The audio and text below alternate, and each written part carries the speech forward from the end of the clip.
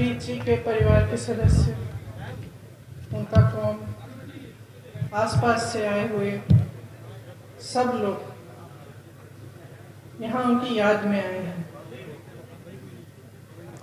मुझे अपने अनुभव से मालूम है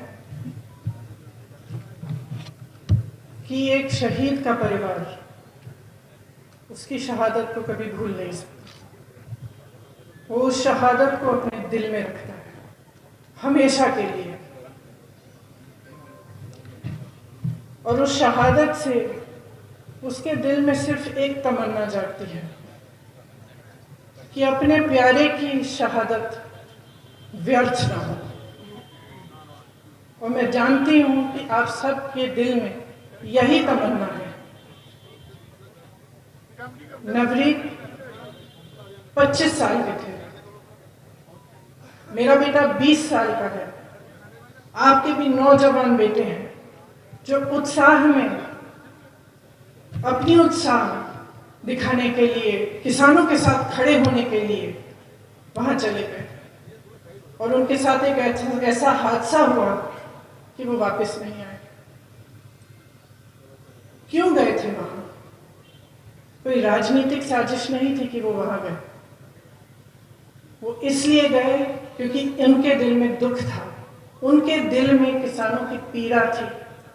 उनको मालूम था कि जुल्म हो रहा है, और गुरु गोविंद सिंह जी ने कहा कि जुल्म करना पाप है, लेकिन जुल्म को सहना उससे भी बड़ा पाप है।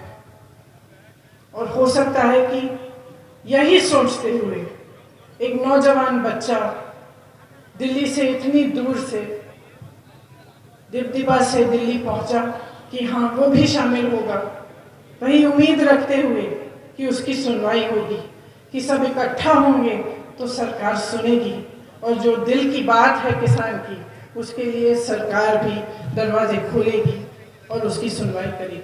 लेकिन ऐसा नहीं हुआ। और मैं ये कह सकती हूँ कि आज अगर सबसे बड़ा जुल्म हो रहा है, हाँ, ये 3 कानून हैं जिनको सरकार वापस लेना नहीं चाहती और उसको वापस लेना चाहिए। ये बहुत बड़ा जुल्म हो रहा है किसानों के साथ, लेकिन इससे बहुत बड़ा जुल्म ये कर रहे हैं जब ये शहीदों को आतंकवादी कहते हैं, जब ये इस किसान के आंदोलन को अपने लिए एक राजनीतिक मतलब साजिश की तरह के देखते हैं। ये बहुत बड़ा जुल्म है, क्योंकि अगर एक नेता देश के किसान, देश के गरीब, हर देशवासी का दर्द नहीं सुन सकता, अगर जब आवाज उठाए तो वो उसको तरह तरह के नाम कहलाए जाते हैं, लेकिन कभी ये नहीं कहा जाता कि हाँ तुम मेरे साथी हो, मेरे देशवासी हो, तुम्हारे दिल में दर्द है, वो मेरा दर्द है, आओ मैं तुम्हारी बात सुनूंगा। अगर वो नेता ऐसे नहीं कर सकते तो वो कुछ काम के नहीं रहे। ये मौका नहीं है कि हम राजनीतिक बात करें, लेकिन हम ऐसा जुल्म सह नहीं सकते। जो सच्चाई है वो सच्चाई है।